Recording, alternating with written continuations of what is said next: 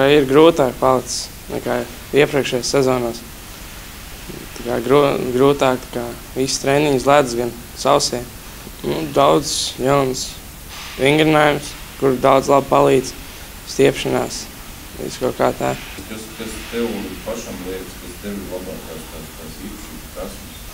Man, vairāk tā kā strādāt pašam un komandas biedriem tā kā ar saspēli. Kā mēģināt, pašam veidot uzbrukumu, uzsākt un tad pārējiem. Un tad tev vajag uzlabot? Mājkustīvs vairāk vajag. Un, tagad jauni komandas biedri būs. Un jāmāk saspēlēties. Ir daudz labi nākuši klāt.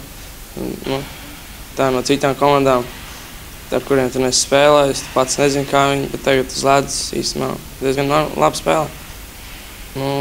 Ja gribēs, tu jau varēsi visu sasniegt, ka tev visi ir rinē.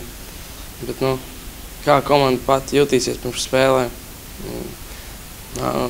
Pirms katras spēles, kā komanda jutīsies, tā arī būs. Ja komanda slikta, es nezinu, kas mums tur sanāks uz ledus. Ja komanda būs pozitīva, tad cerēsim, kad uzvarēsim.